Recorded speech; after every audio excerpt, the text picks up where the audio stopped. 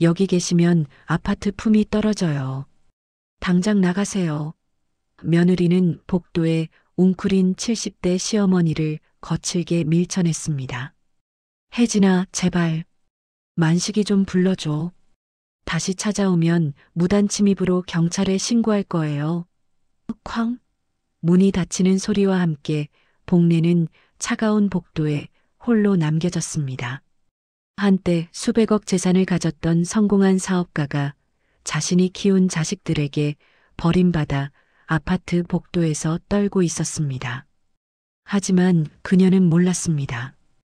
이 절망적인 순간이 자식들의 탐욕을 심판할 뜨거운 복수의 시작이라는 것을.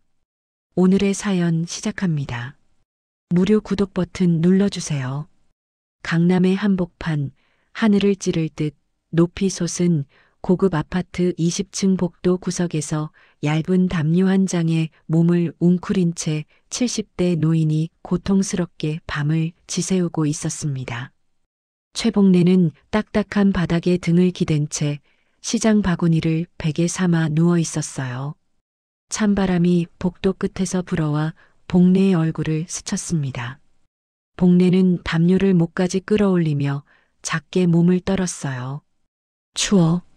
복래가 입술을 달싹이며 중얼거렸습니다. 목소리는 거의 들리지 않을 정도로 작았어요.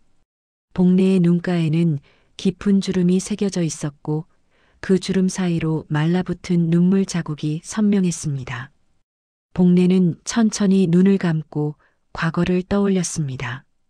40년 전 남편 최동진과 함께 작은 섬유 공장을 시작했던 그때가 생각났어요. 복래야, 우리 꼭 성공해서 아이들 좋은 데서 살게 해주자. 복래의 머릿속에서 남편의 목소리가 들려왔습니다. 그때 남편은 기름때가 묻은 작업복을 입고도 환하게 웃고 있었어요.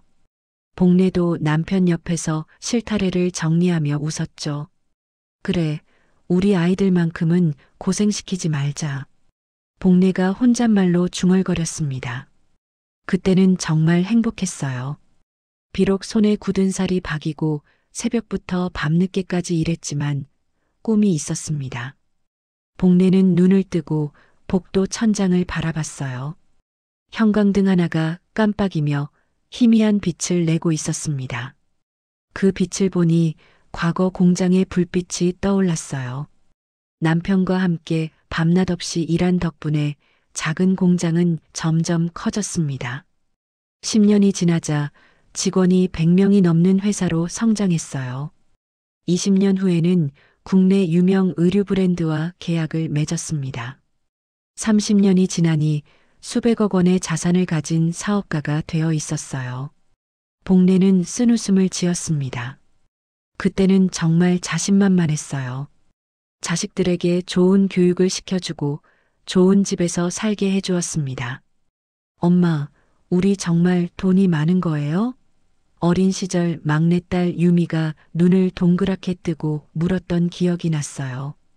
복래는 유미의 머리를 쓰다듬으며 대답했었죠. 그래, 우리 유미 원하는 거 다 해줄 수 있어. 그때 유미는 엄마 품에서 까르르 웃었습니다. 복래도 덩달아 웃었어요. 자식들이 행복해하는 모습을 보는 게 세상에서 가장 큰 기쁨이었습니다. 복래는 가슴이 답답해서 담요를 조금 내렸어요. 찬 공기가 목을 스쳤지만 견딜만 했습니다. 복래는 옆에 놓인 낡은 캐리어를 바라봤어요. 캐리어 안에는 옷 몇 벌과 화장품, 그리고 통장 몇 개가 들어 있었습니다. 한때는 수십 개의 통장에 수백억이 들어 있었는데 이제는 거의 텅 비어 있었어요. 5년 전 남편이 세상을 떠났을 때까지만 해도 복래는 든든했습니다. 남편이 남겨준 재산이 있었고 자식들도 다들 잘 컸어요. 큰아들 만식은 명문대를 나와 대기업 임원이 됐고 큰딸 명숙도 좋은 남자와 결혼해서 잘 살고 있었습니다.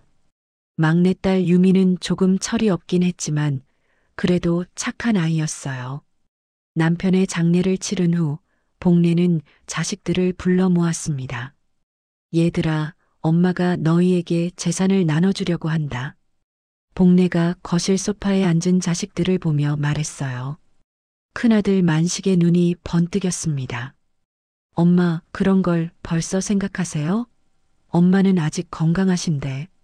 만식이 겉으로는 사양하는 척했지만 목소리에는 기대감이 섞여 있었어요.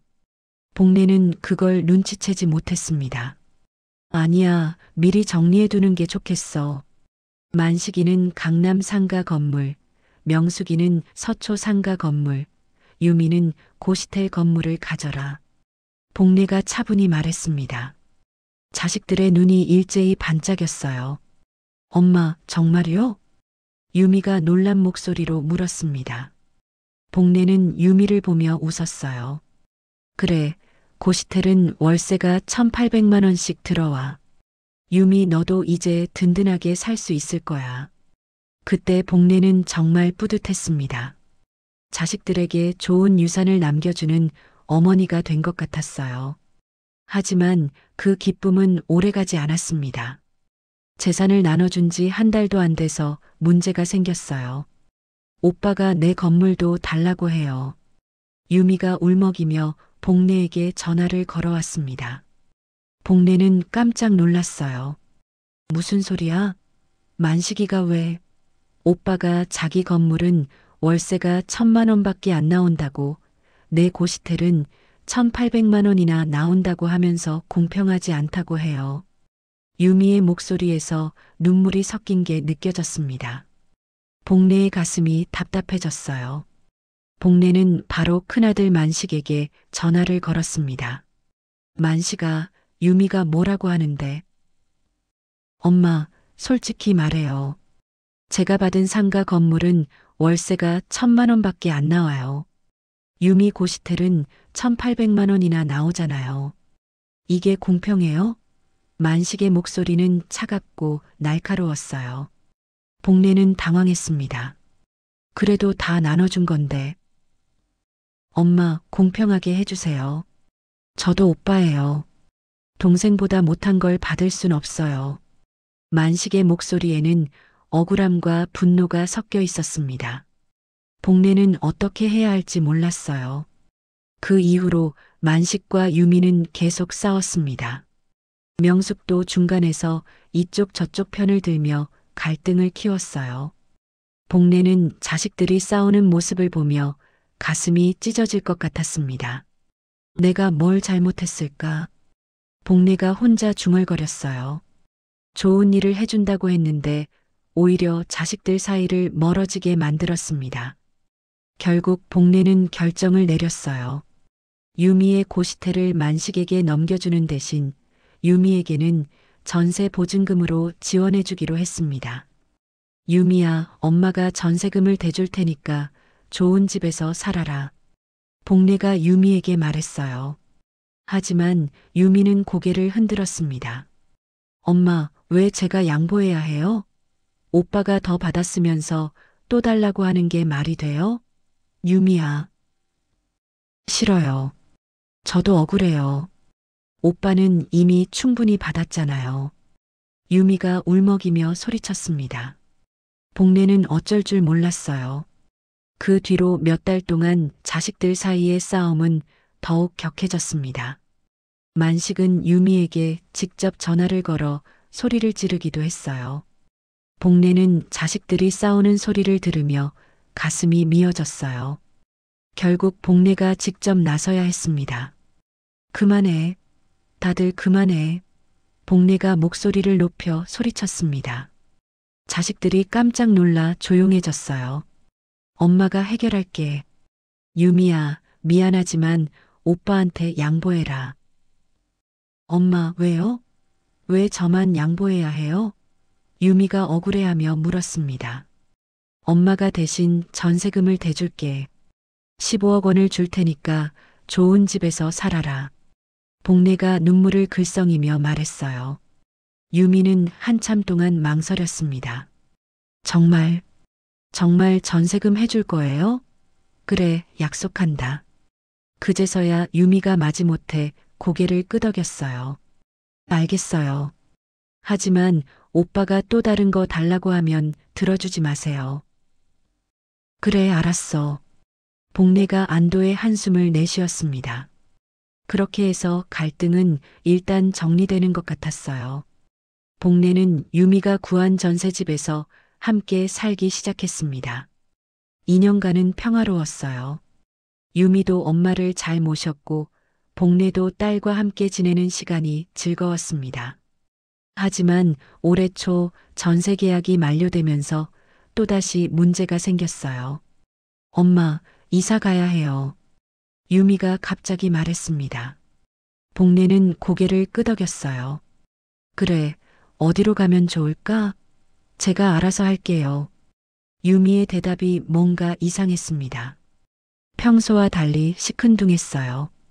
복례는 불안한 마음이 들었지만 딸을 믿기로 했습니다. 그런데 이사 당일 유미는 복례에게 충격적인 말을 했어요. 엄마, 죄송한데 새 집이 너무 작아서 엄마랑 같이 살 수가 없어요. 유미가 짐을 챙기며 말했습니다. 복례는 귀를 의심했어요. 뭐라고? 전세금도 제가 다시 찾았거든요. 엄마는 다른 곳에서 사세요. 유미의 목소리는 차가웠습니다. 복례는 온몸에 힘이 빠졌어요. 유미야, 너 지금 뭐 하는 거니? 엄마, 저도 제 인생이 있어요. 계속 엄마 모시고 살 수는 없어요. 유미는 복례를 쳐다보지도 않고 짐만 챙겼습니다. 복례는 다리가 후들거렸어요. 그럼 나는 어떻게 하라고? 엄마, 돈 좀 드릴게요. 그걸로 어딘가 들어가서 사세요. 유미가 차갑게 말했습니다. 복례는 믿을 수가 없었어요. 이게 자신이 키운 딸이 맞나 싶었습니다. 그날 저녁 유미는 정말로 떠났어요. 새집 주소도 알려주지 않았습니다. 복례는 텅 빈 집에 혼자 남겨졌어요. 이틀 후 집주인이 와서 복례를 내쫓았습니다.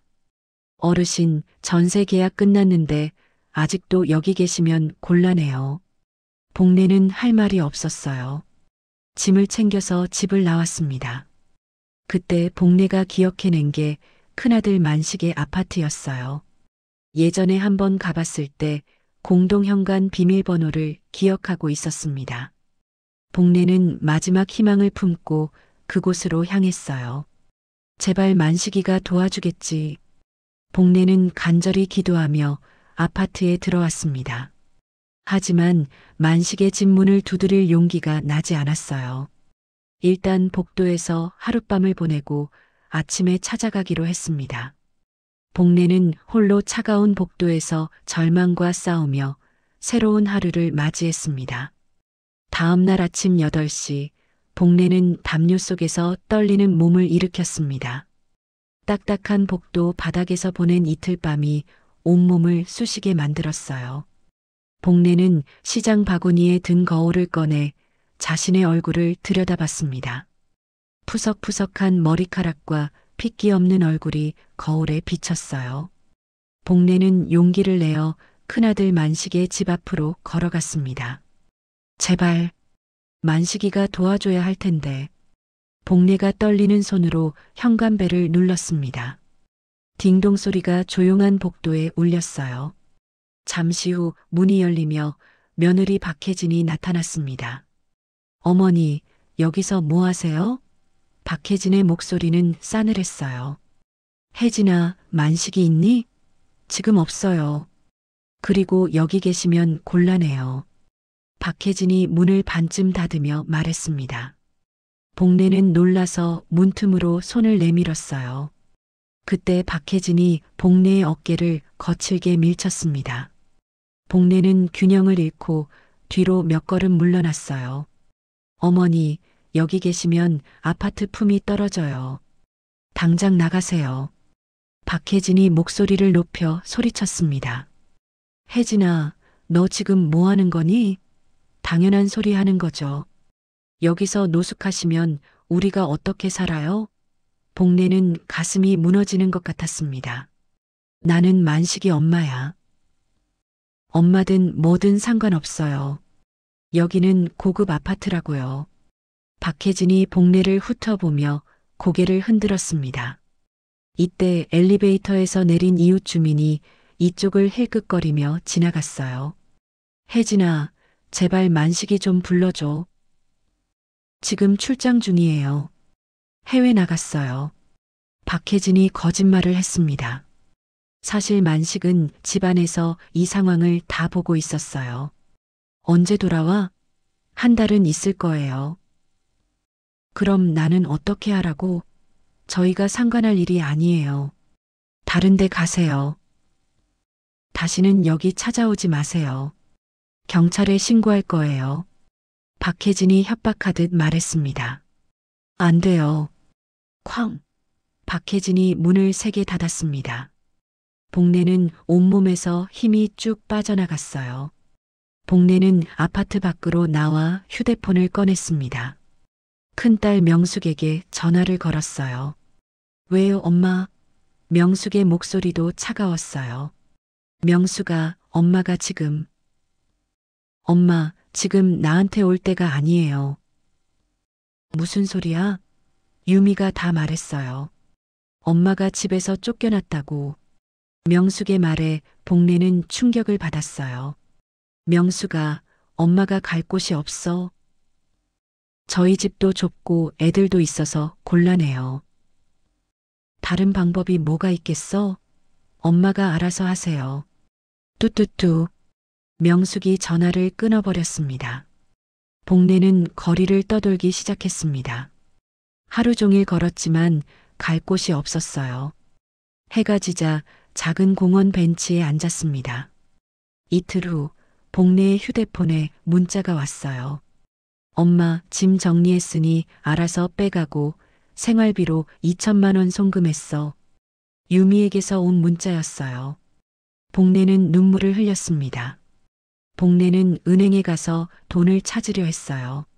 하지만 ATM기에서 오류가 났습니다. 어르신, 이 계좌는 인출 한도가 하루 10만 원으로 설정되어 있네요. 직원이 말했어요. 누가 그렇게 했어요? 가족분께서 하신 것 같습니다. 복례는 현실을 깨달았어요. 자식들이 미리 계좌를 조작해놨던 거였습니다. 복례는 겨우 10만 원을 받고 나왔어요. 2천만 원이 있어도 쓸 수 없다니 절망스러웠습니다. 그날 밤 복례는 공원에서 쓰러졌어요. 충격과 스트레스 때문이었습니다. 어르신, 괜찮으세요?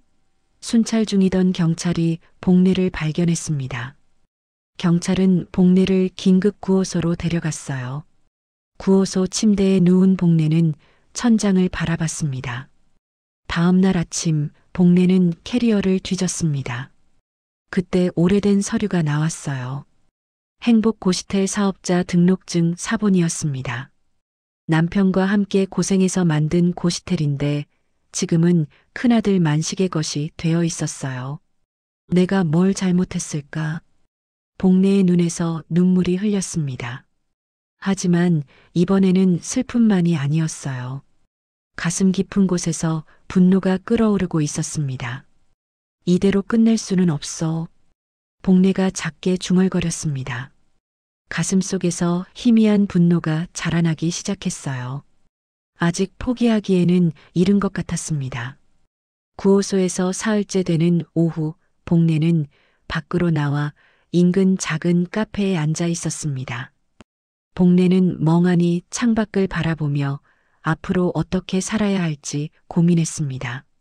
어르신, 누군가 조심스럽게 복례에게 말을 걸었어요.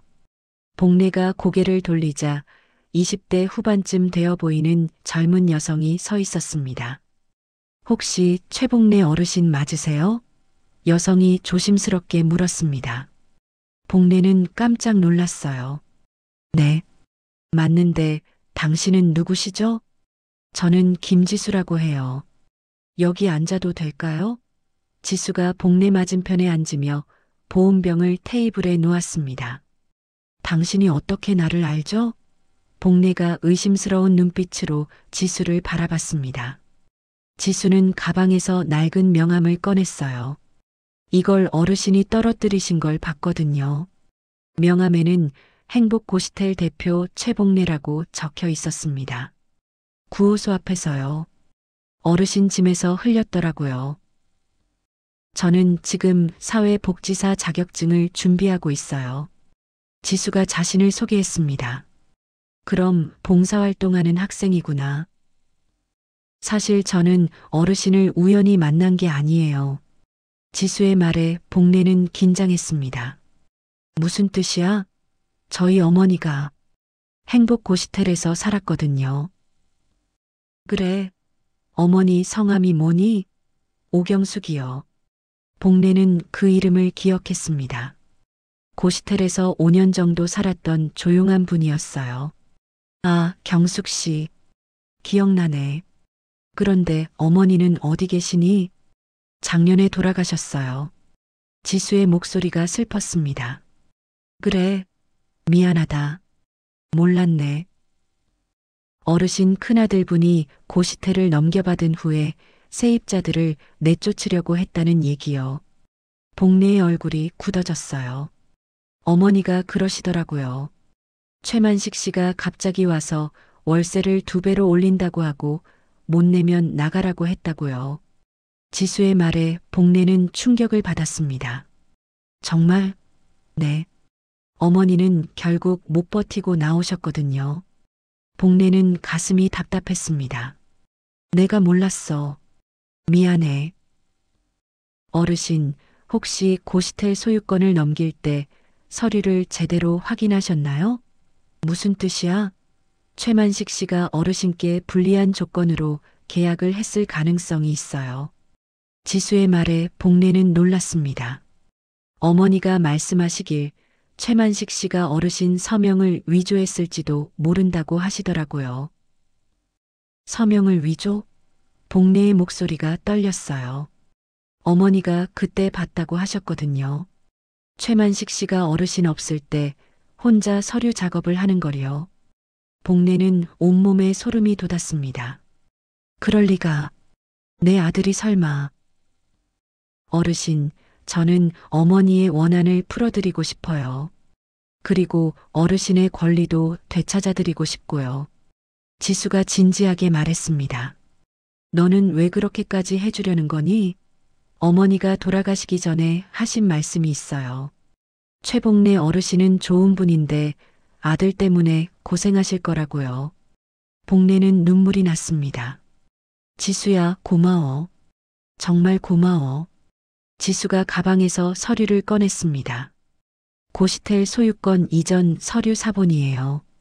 제가 어렵게 구한 거거든요. 복래가 서류를 받아서 들여다봤습니다. 여기 보세요. 어르신 서명 부분이요. 지수가 서류의 한 부분을 가리켰습니다. 복래는 자신의 서명을 자세히 봤어요. 이상하네. 내 서명이 평소와 좀 달라. 복래가 서명을 유심히 살펴봤습니다. 어르신, 이 계약서에 사인할 때 기억나세요? 만식이가 급하게 하자고 해서 제대로 읽어보지도 못했어. 혹시 만식 씨가 어르신 대신 사인한 건 아닐까요? 지수의 말에 복래는 충격을 받았습니다. 어르신, 이건 법적으로 큰 문제가 될 수 있어요. 사문서 위조죄거든요. 복래는 머리가 어지러웠어요. 내 아들이 나를 속였다는 말이야? 저는 그럴 가능성이 높다고 생각해요. 어르신, 이건 단순한 가족 갈등이 아니에요. 범죄예요. 복래는 분노가 치밀어 올랐습니다. 어르신, 포기하지 마세요. 아직 늦지 않았어요. 어떻게 하면 되겠니? 우선 변호사를 찾아야 해요. 그리고 증거를 모아야 하고요. 변호사. 복래가 생각에 잠겼습니다. 그때 한 사람이 떠올랐어요. 강태식 변호사. 누구세요? 예전에 우리 회사 법률 고문이었던 분이야. 복래의 눈에 희망이 보였습니다.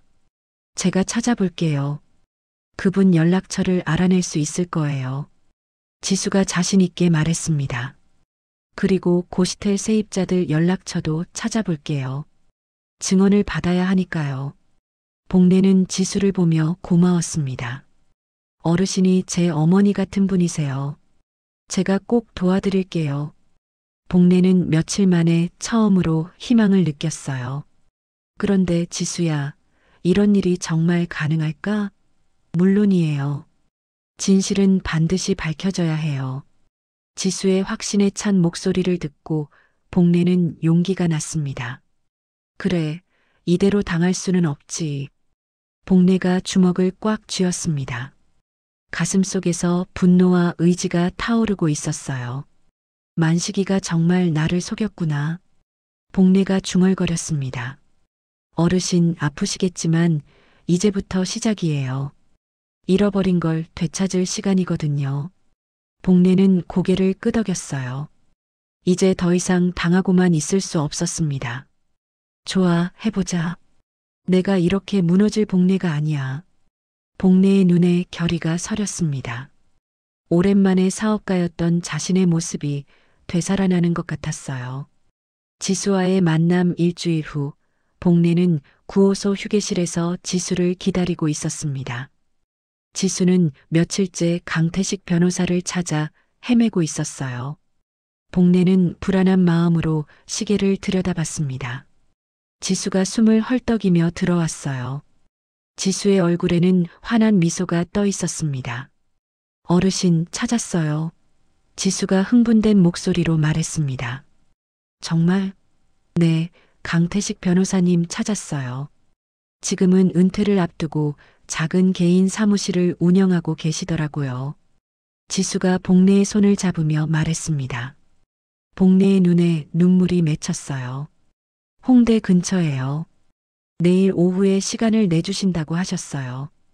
복례는 가슴이 두근거렸습니다. 드디어 도움을 받을 수 있을 것 같았어요. 다음 날 오후 복례와 지수는 낡은 건물 3층에 있는 강태식 변호사 사무실을 찾았습니다. 문에는 강태식 법률사무소라는 작은 간판이 걸려 있었어요. 들어오세요. 안에서 굵직한 목소리가 들려왔습니다. 문을 열고 들어가니 60대 초반의 남성이 책상에 앉아 있었어요. 복례 씨, 정말 복례 씨 맞나요? 강 변호사가 일어나며 물었습니다. 네, 강 변호사님. 오랜만입니다. 어머, 이게 어떻게... 앉으세요, 앉으세요. 강 변호사가 복례를 의자에 앉게 했습니다. 복례 씨, 무슨 일이세요? 왜 이렇게 초라한 모습으로? 강 변호사의 목소리에 안타까움이 배어 있었습니다. 복례는 눈물을 참으며 자신의 사연을 털어놓기 시작했어요. 남편의 죽음부터 재산 분배, 그리고 자식들의 배신까지 모든 이야기를 했습니다.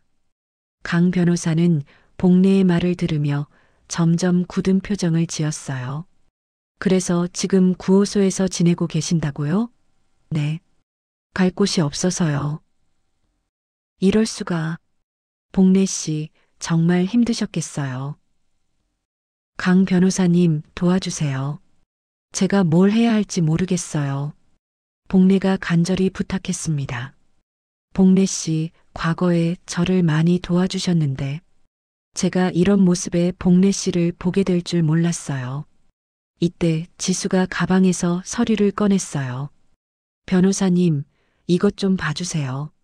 지수가 고시텔 소유권 이전 계약서를 건넸습니다. 강 변호사는 서류를 받아 자세히 들여다봤어요. 어르신 고시텔 소유권 이전 계약서예요. 서명이 위조됐을 가능성이 있어요. 강 변호사는 서류를 꼼꼼히 살펴봤어요. 이상하네요. 여기 서명이 평소 복례 씨 서명과 다르네요. 복례는 가슴이 뛰었습니다. 정말요? 네, 그리고 계약 조건도 이상해요. 복례 씨에게 너무 불리하게 되어 있어요. 강 변호사가 서류를 넘기며 말했습니다. 소유권 이전 후 복례 씨는 아무 권리도 갖지 못하게 되어 있어요. 강 변호사의 설명에 복례는 분노가 치밀었어요. 만식이가 정말 나를 속인 거네요. 그럴 가능성이 높아요. 복례 씨, 이건 사문서 위조죄에 해당할 수 있어요. 그럼 어떻게 해야 하죠? 소송을 해야 해요. 소유권 이전 무효 소송을 제기하는 거죠. 강 변호사가 복례를 바라봤습니다. 제가 도와드리겠어요. 복례 씨, 이건 제 마지막 변론이 될 거예요. 마지막? 네, 저도 곧 은퇴할 예정이거든요. 복례 씨 일을 마지막으로 하고 싶어요. 강 변호사의 말에 복례는 감동했습니다. 그리고 비용은 받지 않을게요. 과거에 복례 씨가 저를 많이 도와주셨으니까요. 복례는 눈물을 흘렸어요. 고맙습니다. 정말 고맙습니다. 울지 마세요. 이제 시작이에요. 그 후 일주일 동안 지수는 강 변호사의 조력자가 되어 증거 수집에 나섰습니다. 정말 최만식 씨가 그랬어요. 어르신 없을 때 혼자 서류 작업하는 걸 봤거든요. 전 직원 중 한 명이 증언했습니다. 지수는 이런 증언들을 하나씩 모았어요. 강 변호사는 복례에게 구호소를 나올 것을 제안했습니다. 복례 씨, 제가 작은 원룸을 하나 마련했어요. 거기서 지내시면서 소송 준비를 해요. 그런데 돈이. 걱정 마세요. 제가 부담할게요. 강 변호사의 배려에 복례는 또 눈물을 흘렸어요. 새로운 거처로 이사한 복례는 지수에게서 충격적인 이야기를 들었습니다. 어르신, 최만식 씨가 고시텔 세입자들에게 정말 심하게 했더라고요. 어떻게? 월세를 갑자기 2배로 올리고 못 내면 당장 나가라고 했대요. 복례는 가슴이 아팠습니다. 내가 평생 모은 돈이 그런 나쁜 일에 쓰였구나. 어르신 잘못이 아니에요. 강 변호사는 소유권 이전 무효 소송과 함께 또 다른 소송을 준비했어요. 복례 씨 자식들에게 부양료와 위자료도 청구할 거예요. 그런 것도 되나요? 물론이에요. 부모를 이렇게 버린 건 법적으로도 문제가 되거든요. 복례는 강 변호사와 지수의 도움으로 점점 희망을 찾아갔습니다. 오랫동안 잃어버렸던 자신감도 되살아났어요. 내가 왜 이렇게 주눅들어 있었을까? 복례가 거울을 보며 중얼거렸습니다. 복례 씨, 많이 달라졌네요. 표정이 처음 왔을 때보다 훨씬 의연해 보여요. 복례는 미소를 지었어요. 정말로 마음이 달라진 것 같았습니다. 소송 준비를 하면서 복례는 많은 걸 깨달았어요. 돈보다 명예가 소중하다는 것, 그리고 진정한 인간관계가 얼마나 중요한지 알게 됐습니다. 지수야, 고마워. 뭐가 고마워요? 너 때문에 내가 다시 살아날 수 있었어. 너 같은 아이가 있어서 세상이 아직 따뜻한 것 같아. 복례의 말에 지수도 눈물을 글썽였어요. 어르신이 저한테 더 큰 힘이 되어주세요. 두 사람은 서로를 바라보며 웃었습니다. 이제 정말 싸울 준비가 됐어. 복례가 결연한 표정으로 말했습니다. 그녀의 눈에는 과거 사업가였을 때의 강단이 돌아와 있었어요. 소유권 이전 무효 소송의 최종 심리 당일, 복례는 강 변호사와 지수와 함께 법정에 앉아 있었습니다. 복례의 가슴은 빠르게 뛰고 있었어요. 오늘이 자신의 운명이 결정되는 날이었습니다. 법정 맞은편에는 큰아들 만식과 그의 변호사가 앉아 있었어요. 만식은 복례와 눈이 마주치자 고개를 돌렸습니다. 복례는 아들의 차가운 태도에 마음이 아팠지만 더 이상 주눅들지 않았어요. 복례 씨, 긴장하지 마세요. 강 변호사가 복례의 손을 가볍게 두드리며 말했습니다. 복례는 고개를 끄덕였어요.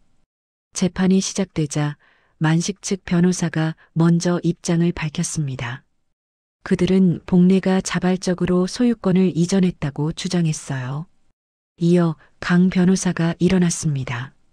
강 변고사는 차분하면서도 확신에 찬 목소리로 말하기 시작했어요. 재판장님, 피고 최만식은 원고인 어머니 최복례 씨의 서명을 위조했습니다. 강 변호사가 증거 서류를 제출했습니다. 이것은 필적 감정 결과입니다. 계약서의 서명과 복래 씨의 실제 서명이 다르다는 것을 과학적으로 증명합니다. 복래는 가슴이 두근거렸어요. 드디어 진실이 밝혀지는 순간이었습니다.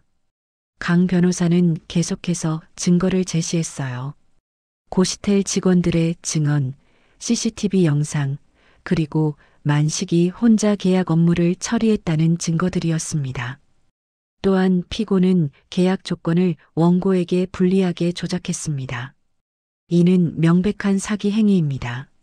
만식의 얼굴이 점점 굳어갔어요. 그는 변호사와 몇 번 속삭이며 대화했습니다. 재판장이 잠시 휴정을 선언했어요. 복래는 화장실에서 지수와 마주쳤습니다.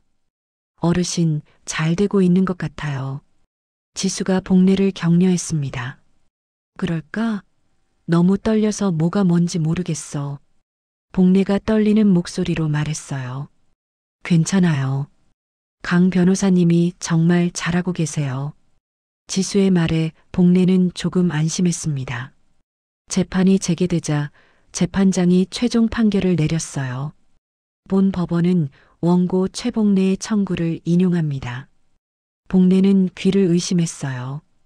피고 최만식이 제출한 소유권 이전 계약서는 무효이며 고시텔 건물의 소유권을 원고에게 즉시 반환하라고 판결합니다.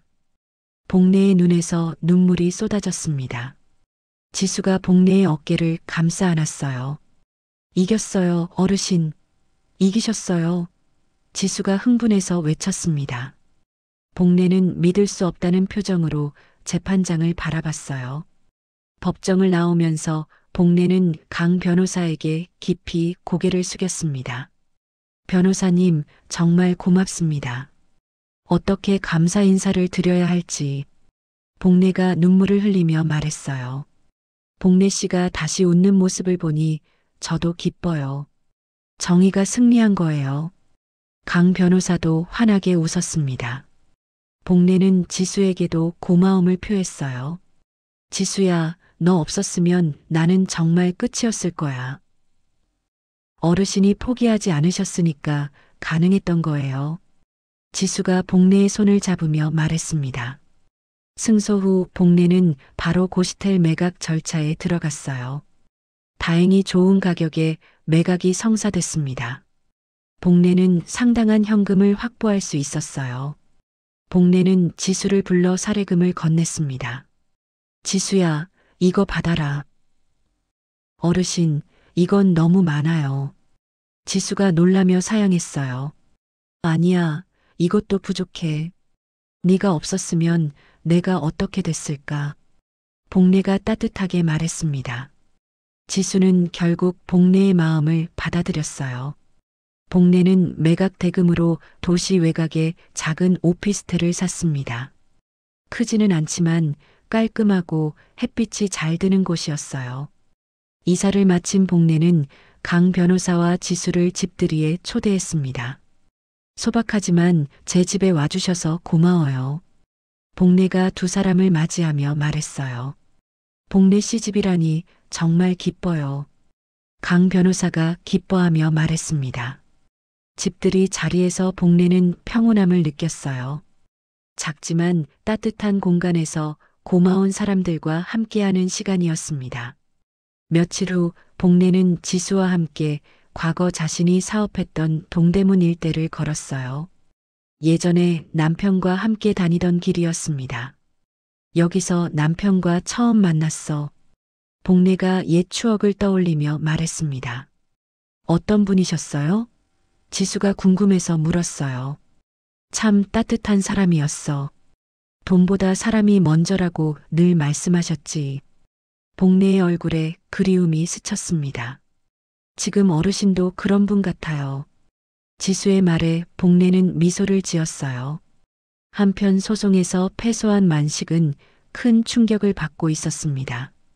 그는 자신의 사무실에서 분노에 휩싸여 있었어요. 만식은 복래에게 복수하겠다고 다짐했습니다.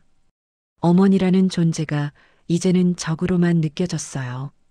복례는 강 변호사를 통해 만식, 명숙, 유미에게 부양료 청구 소송 통보서를 보냈습니다. 자식들은 각각 다른 반응을 보였어요. 복례는 또한 고시텔 매각 대금 중 일부를 노인 복지단체에 익명으로 기부했습니다. 자신처럼 어려운 상황에 있는 노인들을 돕고 싶었어요. 지수야, 이제 정말 새로운 시작인 것 같아. 복례가 오피스텔 베란다에서 석양을 바라보며 말했습니다. 어르신, 정말 대단하세요. 지수가 복례를 바라보며 존경의 눈빛을 보냈어요. 복례는 이번 승소가 단순히 재산을 되찾은 것 이상의 의미라는 걸 알았습니다. 자신의 존엄성과 삶의 주도권을 되찾은 것이었어요. 이제야 진짜 내 인생을 사는 것 같아. 복례가 깊은 안도감을 느끼며 중얼거렸습니다. 그녀의 얼굴에는 오랜만에 평안한 미소가 떠올랐어요.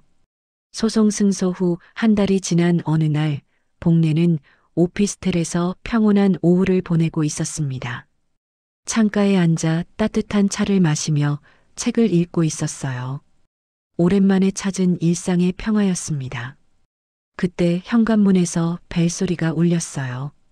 복례는 지수가 온 줄 알고 문을 열었습니다. 하지만 문 밖에는 낯선 남성이 서 있었어요. 최복례 씨 맞으시죠? 법원 송달 담당자입니다. 남성이 공문서 봉투를 건네며 말했습니다. 복례는 당황하며 봉투를 받았어요. 무슨 서류인가요? 소송 관련 서류입니다. 확인해 보세요. 송달 담당자가 떠난 후 복례는 떨리는 손으로 봉투를 뜯었습니다. 서류를 읽어보자 복례의 얼굴이 새하얘졌어요. 명예훼손 및 손해배상 청구 소송 성년 후견인 지정 신청. 복례는 서류를 떨어뜨렸습니다. 큰아들 만식이 자신을 상대로 또 다른 소송을 제기한 것이었어요. 이럴 수가. 복례가 주저앉으며 중얼거렸습니다. 성년 후견인 지정 신청이라는 말이 특히 충격적이었어요. 복례는 급히 강 변호사에게 전화를 걸었습니다. 변호사님, 큰일 났어요. 만식이가 또 소송을 냈어요. 복례의 목소리에 공포가 섞여 있었습니다. 뭐라고요? 지금 가겠어요. 강 변호사가 놀란 목소리로 말했습니다. 1시간 후 강 변호사가 복례의 집에 도착했어요. 지수도 함께 왔습니다. 복례 씨, 서류 좀 보여주세요. 강 변호사가 서류를 꼼꼼히 살펴봤어요. 그의 표정이 점점 어두워졌습니다. 이건 정말 악질적이네요. 강 변호사가 한숨을 쉬며 말했습니다. 성년 후견인이 뭐예요? 복례가 떨리는 목소리로 물었어요. 쉽게 말해서 복례 씨가 스스로 판단할 능력이 없다고 법원에 인정받으면 만식 씨가 복례 씨의 모든 재산과 생활을 관리하게 되는 거예요. 그럼 내가 꼭두각시가 된다는 말씀이세요? 복례의 얼굴이 창백해졌습니다. 그렇다고 보시면 돼요. 복례 씨의 자유와 권리가 모두 제한되죠. 강 변호사의 설명에 복례는 절망에 빠졌어요. 어떻게 자식이 부모에게 이런 일을. 복례가 눈물을 흘리며 말했습니다. 지수가 서류를 들여다봤어요. 여기 보니까 어르신이 치매에 걸렸다고 주장하네요. 치매? 복례가 깜짝 놀랐습니다. 네, 그리고 허위 진단서까지 첨부했어요. 강 변호사가 분노하며 말했습니다. 허위 진단서라니. 복례는 아들의 악독함에 소름이 돋았어요. 그날 밤 복례는 잠을 이루지 못했습니다. 성년 후견인이 되면 자신의 삶이 완전히 만식의 통제하에 들어간다는 생각에 공포스러웠어요. 며칠 후 복례는 극심한 스트레스로 쓰러졌습니다. 지수가 발견했을 때 복례는 의식을 잃고 있었어요. 어르신, 어르신. 지수가 복례를 흔들며 소리쳤습니다. 급히 병원으로 후송됐어요. 병원에서 깨어난 복례는 멍한 표정으로 천장을 바라봤습니다. 의사가 와서 상태를 설명했어요. 극심한 스트레스로 인한 실신이에요. 혈압도 많이 올랐고요. 얼마나 입원해야 하나요? 지수가 걱정스럽게 물었습니다. 일주일 정도 경과를 봐야겠어요. 의사가 대답했습니다. 입원 셋째 날 복례에게 또 다른 서류가 배달됐어요. 만식이 보낸 내용 증명이었습니다. 복례가 떨리는 손으로 내용을 읽었어요. 지금이라도 소송을 취하하고 후견인 지정을 받아들이시길 바랍니다. 이것이 어머니를 위한 일입니다. 복례는 분노가 치밀어 올랐습니다. 하지만 동시에 깊은 절망도 느꼈어요. 내가 정말 미쳤나? 복례가 자신에게 물어봤습니다. 만식의 주장처럼 자신이 정말 판단력을 잃은 걸까요? 강 변호사와 지수가 병실을 찾았어요. 복례 씨 어떠세요? 강 변호사가 걱정스럽게 물었습니다. 변호사님, 저 정말 치매인가요? 복례가 불안한 목소리로 물었어요. 그런 소리 마세요. 복례 씨는 누구보다 명석하시잖아요. 강 변호사가 단호하게 말했습니다. 그런데 만식이는 왜 그렇게 주장하는 거죠? 복례 씨의 재산을 차지하려는 거예요. 성년 후견인이 되면 모든 걸 마음대로 할 수 있거든요. 지수가 설명했습니다. 어르신, 포기하지 마세요. 저희가 증거를 모을게요. 지수가 복례의 손을 잡으며 말했습니다. 무슨 증거요? 어르신의 정신 상태가 멀쩡하다는 증거요. 지수는 바로 증인 찾기에 나섰어요. 복례가 최근까지 만났던 사람들을 수소문했습니다. 며칠 후 지수가 좋은 소식을 가져왔어요. 어르신, 황인숙 씨를 찾았어요. 황인숙? 예전에 어르신과 같이 일하셨던 분이요. 최근에도 어르신과 자산 관리에 대해 상담하셨다고 하시더고요.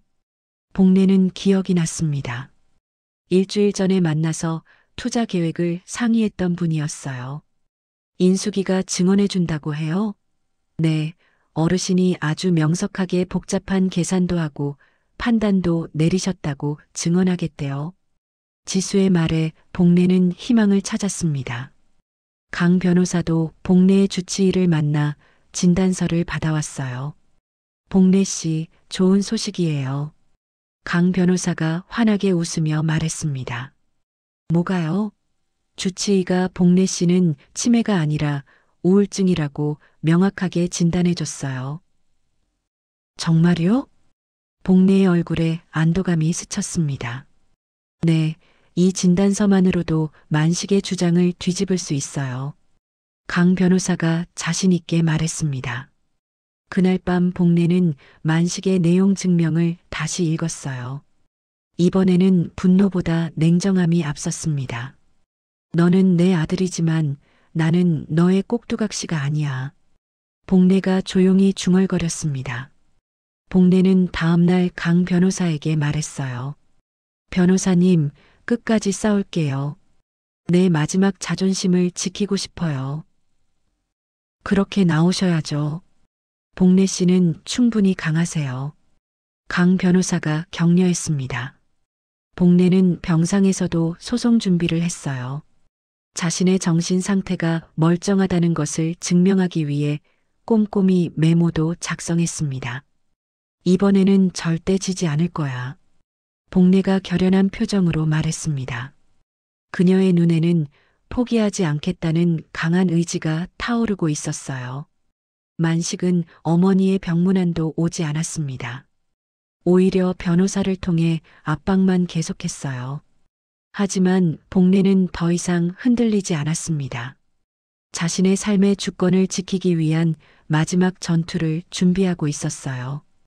병원에서 퇴원한 복례는 성년 후견인 청구 심리 재판을 이틀 앞두고 있었습니다. 강 변호사와 지수는 마지막 준비에 여념이 없었어요. 복례도 재판에서 할 말들을 정리하며 마음을 다잡고 있었습니다.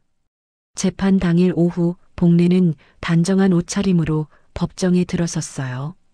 맞은편에는 큰아들 만식과 그의 변호사가 앉아 있었습니다. 만식은 여전히 복례와 눈을 마주치려 하지 않았어요. 재판이 시작되자 만식 측 변호사가 먼저 주장을 펼쳤습니다. 재판장님, 최복례는 현재 75세의 고령으로 치매 증상을 보이고 있습니다. 만식 측 변호사가 서류를 들어올리며 말했습니다. 또한 최근 실신하여 병원에 입원하는 등 건강 상태도 매우 불안정합니다. 혼자서는 재산 관리가 불가능한 상태입니다. 복례는 가만히 앉아서 상대편의 주장을 들었어요. 분노보다는 차분함이 앞섰습니다. 이어 강 변호사가 일어났어요. 재판장님, 상대방의 주장은 전혀 사실이 아닙니다. 강 변호사가 확신에 찬 목소리로 말했습니다. 첫 번째 증인을 부르겠습니다. 황인숙 씨, 증인석으로 나와주세요. 황인숙이 증인석에 섰어요. 복례의 오랜 지인이자 사업 동료였습니다. 황인숙 씨, 최복례 씨와 마지막으로 만난 게 언제입니까? 강 변호사가 물었습니다. 일주일 전입니다. 복례 씨가 투자 계획에 대해 상담하러 오셨어요. 황인숙이 또렷한 목소리로 대답했습니다. 그때 복례 씨의 상태는 어땠나요? 아주 명석하셨어요. 복잡한 금융 상품도 정확히 이해하시고 수익률 계산도 직접 하시더라고요. 황인숙의 증언에 만식의 얼굴이 굳어졌어요. 혹시 치매나 판단력 저하의 징후를 보셨나요? 전혀요. 오히려 저보다 더 꼼꼼하게 따져보시더라고요. 황인숙이 단호하게 말했습니다. 만식 측 변호사가 반대 신문을 했지만 황인숙의 증언은 흔들리지 않았어요. 강 변호사는 이어서 의학적 증거를 제시했습니다. 재판장님, 이것은 복례 씨의 주치의가 작성한 진단서입니다. 강 변호사가 서류를 제출했어요. 진단명은 경미한 노인성 우울증입니다.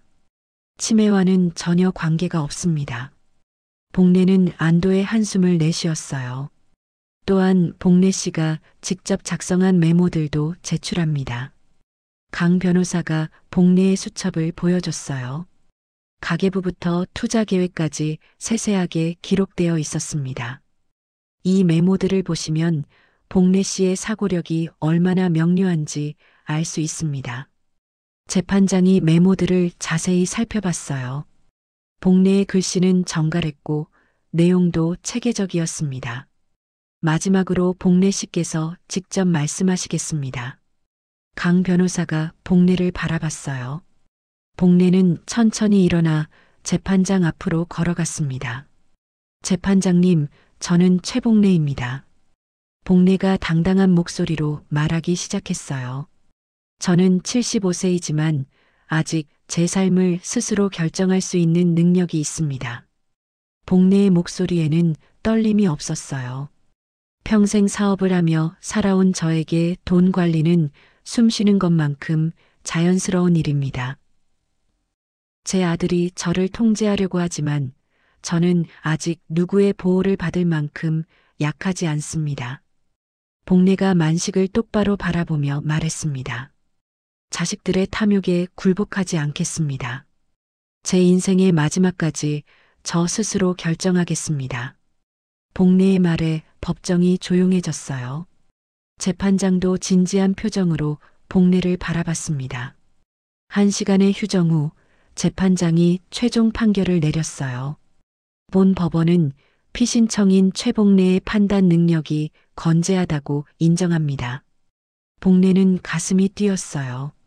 따라서 신청인 최만식의 성년 후견인 청구를 기각합니다. 복례의 눈에서 안도의 눈물이 흘렀습니다. 지수가 복례의 어깨를 감싸 안았어요.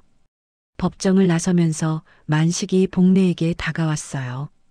엄마, 이게 다 엄마를 위한 일이었는데. 만식이 변명하듯 말했습니다. 만식아, 이제 그만해라. 복례가 차분하게 말했어요. 엄마는 아직 혼자 살 수 있어. 더 이상 나를 통제하려 하지 마라. 만식은 할 말을 잃었어요. 복례는 돌아서서 법원을 나갔습니다. 승소 후 복례는 바로 부양료 청구 소송을 진행했어요.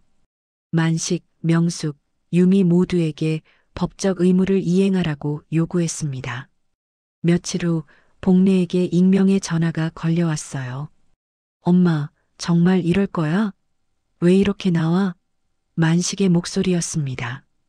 만식아, 번호도 숨기고 전화하는구나.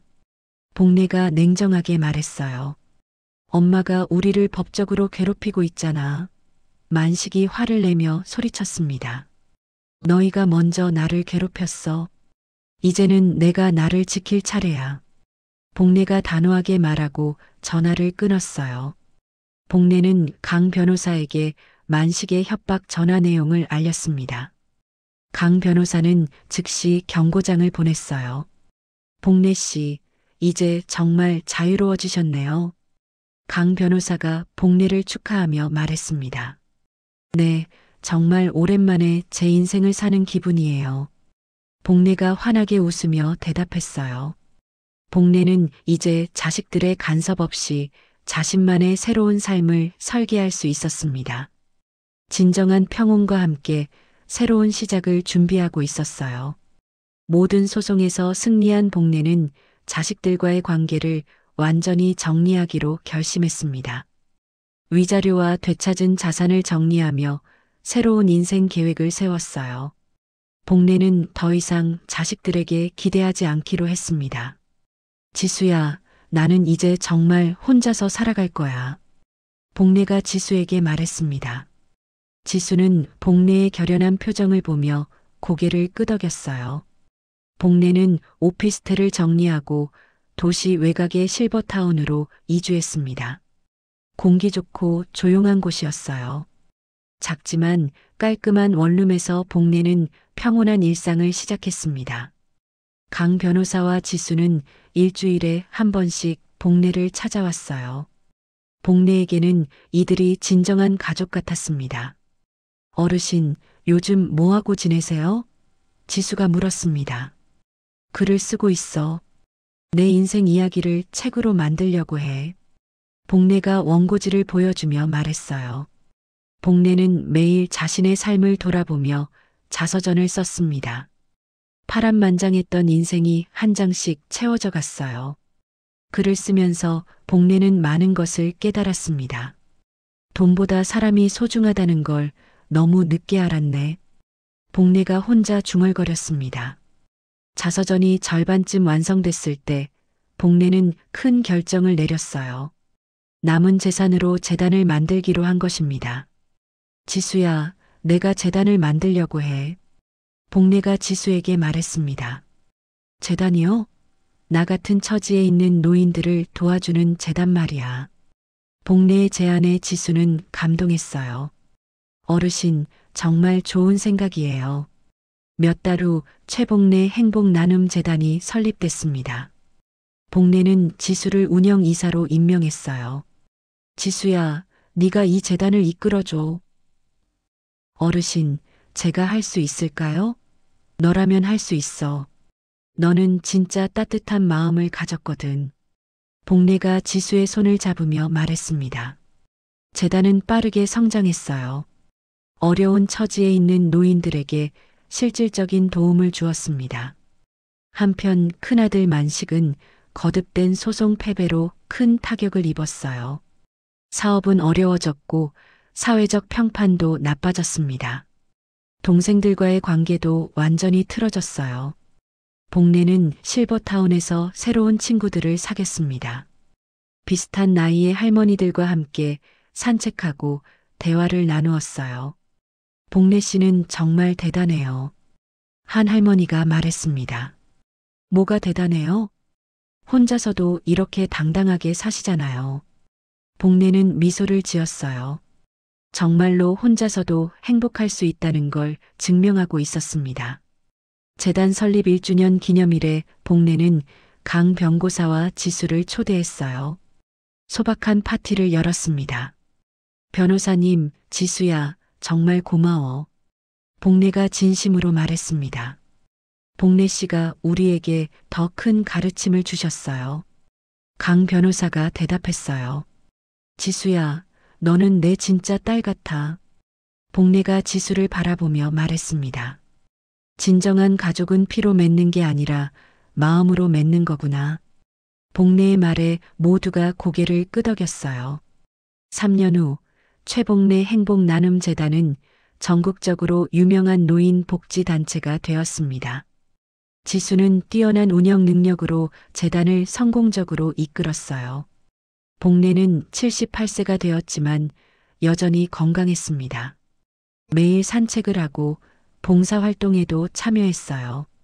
어느 평화로운 오후 복례는 자신의 방에서 완성된 자서전을 들여다봤습니다. 복도에서 꽃핀 인생이라는 제목이었어요. 복례는 마지막 페이지를 넘기며 잔잔한 미소를 지었습니다. 창밖으로는 따뜻한 햇살이 들어왔어요. 자서전의 마지막 문장을 다시 읽어봤습니다. 진정한 행복은 가진 것에 많고 적음이 아니라 내가 누구와 함께 있느냐에 달려있다는 것을 이제야 깨달았다. 복례는 책을 덮고 창밖을 바라봤어요. 실버타운 정원에서는 다른 할머니들이 산책하고 있었습니다. 멀리서 지수가 재단 업무를 마치고 오는 모습이 보였어요. 복례는 일어나서 지수를 맞으러 나갔습니다. 어르신, 오늘 재단에서 좋은 소식이 있어요. 지수가 환하게 웃으며 말했습니다. 그래, 무슨 일이야? 정부에서 저희 재단 활동을 인정해서 상을 주신대요. 지수의 말에 복례는 뿌듯해했어요. 다 내 덕분이야. 어르신 덕분이죠. 두 사람은 웃으며 함께 걸었습니다. 저녁 무렵 복례는 혼자 베란다에 앉아 차를 마셨어요. 평온한 일상이 감사했습니다. 한때는 수백억의 재산을 가졌지만 지금이 훨씬 행복했어요. 돈보다 소중한 것들을 찾았기 때문입니다. 복례는 하늘을 올려다봤습니다. 남편이 보고 있을 것 같았어요. 여보, 나 이제 정말 괜찮아. 혼자서도 잘 살고 있어. 복례가 작게 중얼거렸습니다. 바람이 살랑 불어와 복례의 머리카락을 스쳤어요. 남편이 대답하는 것 같았습니다. 복례는 미소를 지으며 자리에서 일어났어요. 내일도 새로운 하루가 기다리고 있었습니다. 더 이상 자식들을 원망하지 않았어요. 자신만의 행복을 찾았기 때문입니다. 복례는 강인하고 존엄한 노년을 살아가고 있었어요. 자신의 삶을 스스로 개척해낸 진정한 승리자였습니다. 복례의 이야기는 우리에게 많은 것을 생각하게 합니다. 자식을 위해 평생을 바친 한 어머니가 겪은 배신과 절망, 그리고 마침내 찾은 진정한 행복까지. 때로는 혈연이라는 이름으로 가해지는 상처가 가장 깊을 수 있습니다. 하지만 복례처럼 포기하지 않고 자신의 존엄성을 지켜낸다면 언젠가는 진정한 평안을 찾을 수 있을 것입니다. 나이가 들었다고 해서 무력한 존재가 되는 것은 아닙니다. 오히려 오랜 인생 경험을 바탕으로 더욱 지혜롭게 자신을 지킬 수 있는 힘이 생기죠. 복례가 보여준 것처럼 말입니다. 진정한 가족은 피가 아니라 마음으로 맺어지는 것, 그리고 물질보다 소중한 것들이 세상에는 참 많다는 것을 이 이야기를 통해 다시 한번 깨닫게 됩니다. 이야기를 끝까지 들어주신 분이 계시다면 잘 들었다고 댓글 하나만 남겨주세요. 감사합니다.